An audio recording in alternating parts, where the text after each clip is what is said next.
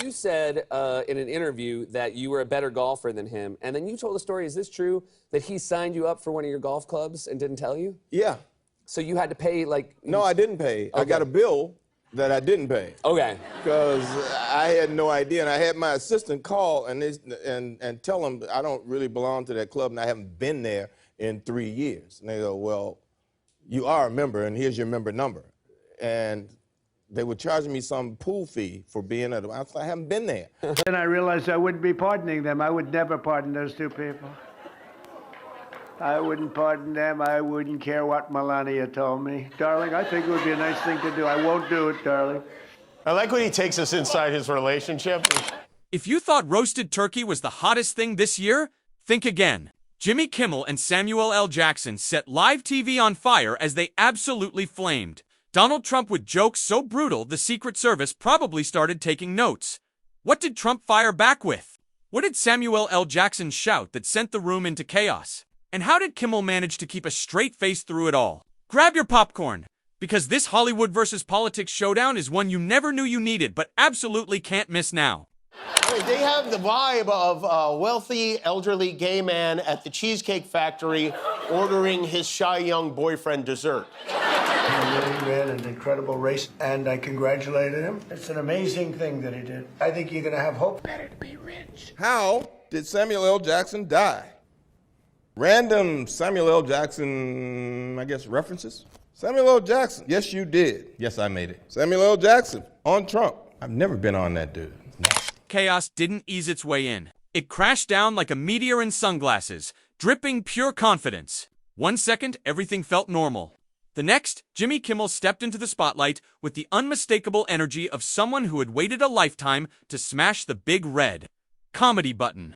Reality itself seemed to tilt, leaning in closer to catch every ounce of mockery. Every molecule in the room could feel it, a storm of sarcasm building. Seconds away from detonation, I won't do it, darling. I like when he takes us inside his relationship.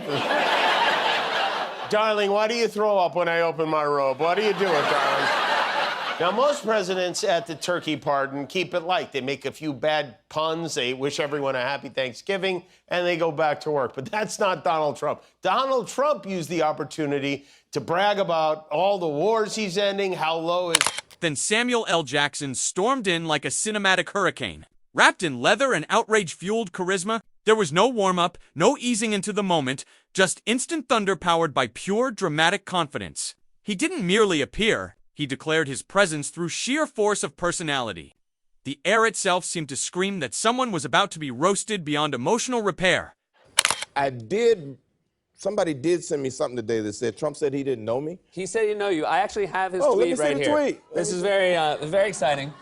So there you go. It says, I don't know Samuel L. Jackson, to best of my knowledge, haven't played golf with him, and think he does too many... The world seemed to pause, unsure whether to look away or start taking notes for future comedy wars. Kimmel radiated pure today's the day energy, like someone who'd spent the morning shadowboxing comedic uppercuts in front of a mirror. Jackson moved with the confidence of a man fresh out of a training montage powered entirely by pettiness and righteousness. An unstoppable comedic collision was inevitable. Nowhere took shots at the mayor of Chicago and the governor of Illinois. The mayor was a low IQ person. The mayor is incompetent, and the governor is a big fat slob. Happy Thanksgiving, everybody. I mean, seriously, though. He says a lot of crazy stuff. In that same press conference, he said there have been no murders in Washington, D.C. in the last 6 months because of him. There have been 62 murders in Washington. Nothing.com Zen or Ordinary existed in that moment. It felt like two sarcasm-powered superheroes had discovered a shared purpose. Unleash roast energy the world was absolutely not emotionally prepared for. Trump stepped straight into a universe where irony ruled supreme and dignity was strictly optional. A roast was inevitable. Mercy wasn't even listed. The demolition started before anyone could think to invent a safe word. Kimmel struck first, hurling satire like massive anvils dropped from towering comedic skyscrapers. There was nothing sentimental or gentle about it, just relentless commentary mined from every headline that ever made America squint in disbelief. Each punchline hit with the velocity of a runaway shopping cart in a Walmart parking lot. Wild, unstoppable, and guided by pure destiny. The crowd didn't merely laugh, and just when the building seemed one joke away from collapsing under the weight of laughter alone, Jackson tore through the moment with the improvisational intensity of someone who treats sarcasm like a martial art. Every sentence landed like a precision airstrike, meticulously choreographed for maximum entertainment and zero mercy. Is that true? You say you claim right here you have met him. Yeah, I met him a lot. You've played golf with him. I played golf with him. He claims... I actually played golf with him with Anthony Anderson one day. Gotcha. And we were all playing together, and we clearly saw him hook a ball into a lake at Trump National in Jersey. And his caddy told him he found it. Now, was the caddy soaking wet when he said this? No, he wasn't. The comedic rhythm hit like a drum solo where every strike shattered egos on impact. The room filled with that rare kind of laugh scream usually reserved for theme parks and near-death roller coasters. The roast didn't just land it stuck, slid around, and came back for seconds. Trump turned into the unwilling centerpiece of a comedic avalanche that didn't require physical presence to be absolutely devastating. Kimmel wasn't done. He revved up like a NASCAR engine powered by microphones and caffeine, leaning hard into every moment the audience remembered from the news cycle and shredding it into pure roast confetti. The air itself vibrated, as if the studio had been plugged directly into a universal laugh generator. If laughter burned calories, the entire room would have drifted into space from collective weight loss. Then Jackson took another victory lap, unleashing lines that crackled with theatrical electricity. Every syllable sounded like it was delivered from a throne built of dramatic storytelling and raw confidence. He didn't need background music, his voice arrived with its own soundtrack. Already installed. He really look at himself in the mirror and go, I am thin. I am so thin, I can comment on others who aren't. So, Governor Pritzker, if you're listening, let's get your act together. Invite us in. I had a little bit of a Pritzker joke. I was going to talk about Pritzker and size, but when I talk about Pritzker, I get angry because he's not letting us do the job. So I'm not going to tell my Pritzker joke. They have a very cute little joke, you know. Some speechwriter wrote some joke about his weight, but I would never want to talk about his weight. I don't talk about people being fat. I refuse to talk about the fact that he's a fat slob. I don't mention it. I don't know if that's sarcasm or short-term. Evan, the stage itself seemed to applaud. Trump, wherever he was watching from, had no idea how catastrophically entertaining this performance had become. The jokes landed with the grace of ballet and the destruction of cartoon explosives. The roast tore through political history, like a documentary directed by Looney Tunes. It was satire wearing brass knuckles dipped in glitter. The punchlines multiplied, mutated, and evolved into a full-blown comedic ecosystem. Every callback snapped back like a boomerang thrown by someone who knew exactly where it would strike. Even audience members fighting to keep their composure collapsed under the sheer pressure of unstoppable laughter.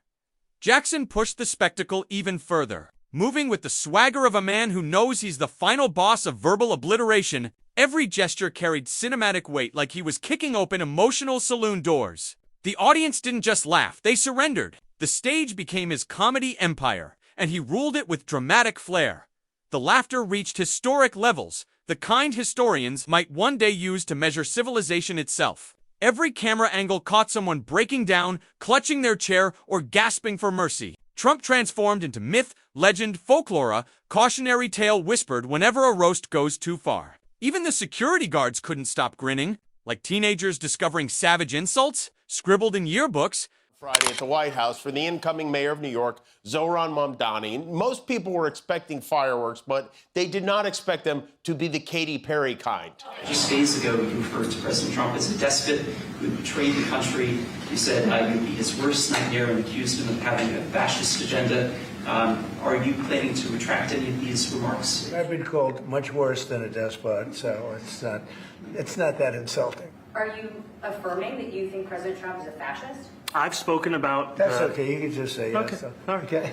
Yeah. It's easier. It's easier than explaining it. I don't know. I don't mind. Who are we kidding? I don't even know what despot means. Call me whatever you want. I mean, they have the vibe of a wealthy, elderly gay man at the Cheesecake Factory ordering his shy young boyfriend dessert. And then he ran and an incredible race, and I congratulated him. It's an amazing thing that he did. I think you're going to have, hopefully, a really great mayor. The better he does, the happier I am. I feel very confident that he can do a very good job. I think he is going to surprise some conservative people, actually. I expect to be helping him, not hurting him. A big help. We're going to help him. We're going to be helping him. I'll be cheering for him. A lot of my voters actually voted for him, and 1 in 10. And I'm okay with that. What a turn of events! It was like he was giving a wedding toast to his new son-in-law. He's effusive. It's almost as if, and I know this sounds crazy, it's almost as if Trump doesn't have any real political convictions at all. He just says whatever, whenever. I mean, look at these two. They're smiling. He's grabbing his hand. He's touching him all over. He could not keep his hands off the Zoran.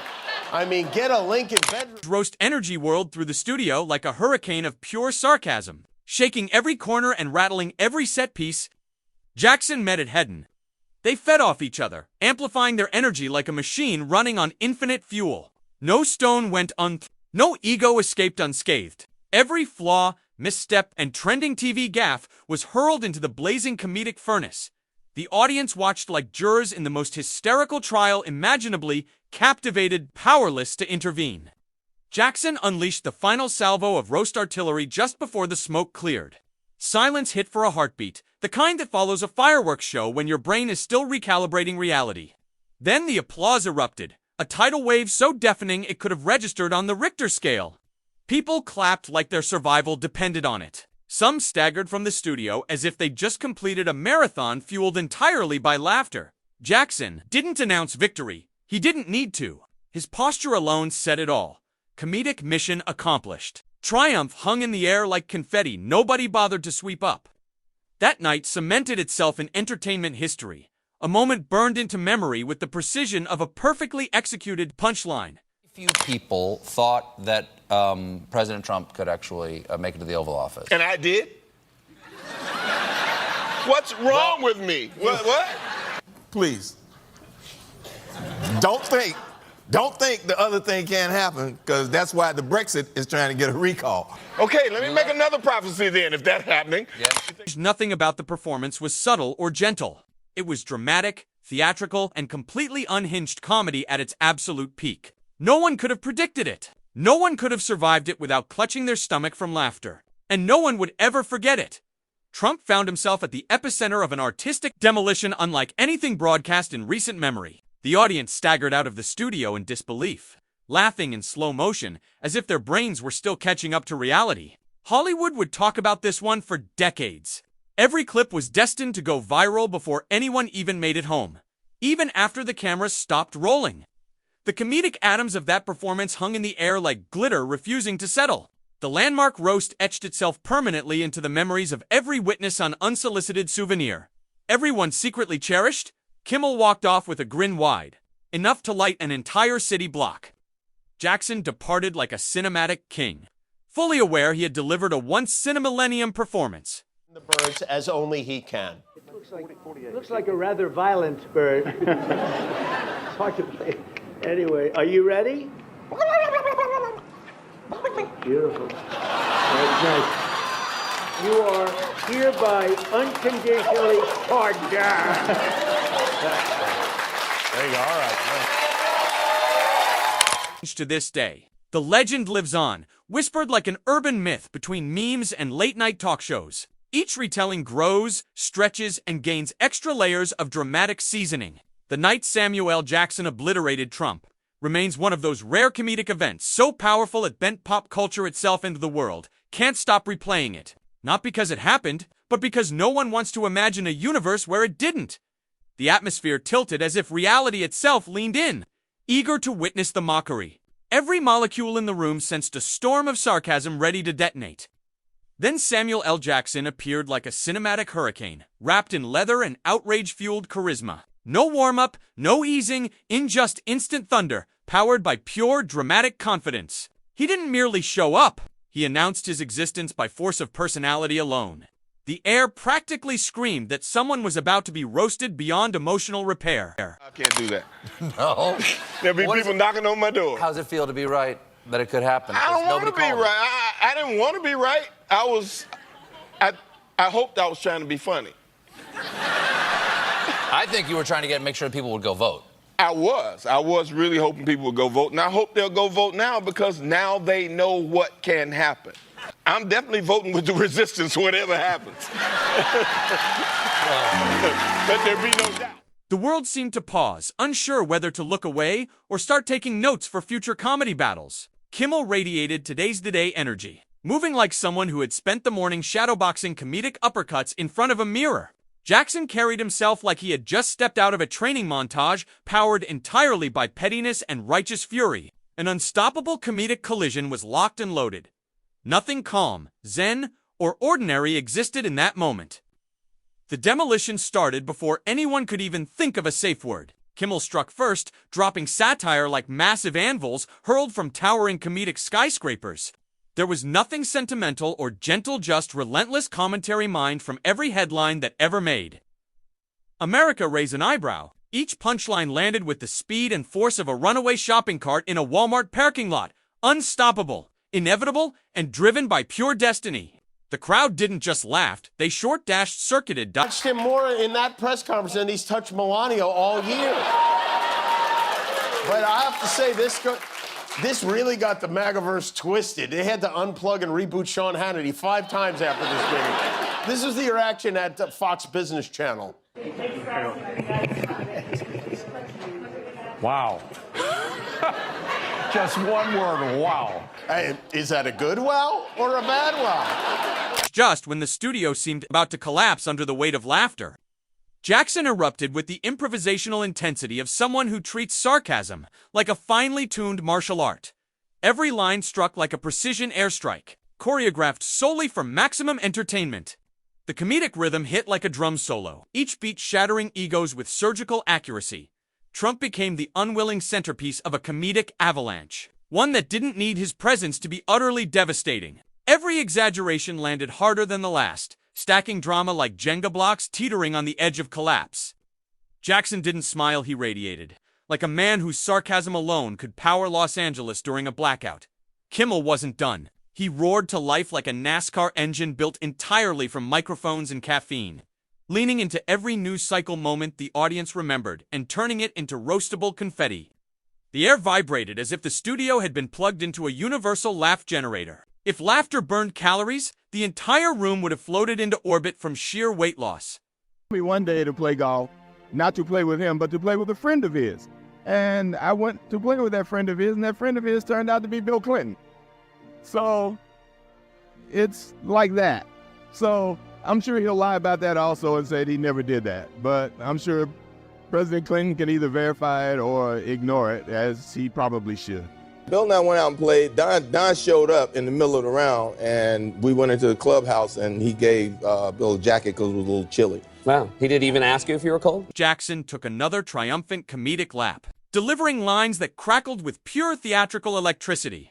Every syllable hit like it came straight from a throne forged of storytelling and raw, unshakable confidence. He didn't need music. His voice arrived with its own built-in soundtrack. Even the stage seemed to cheer along. Trump, wherever he sat, had no idea just how catastrophically entertaining this performance had become.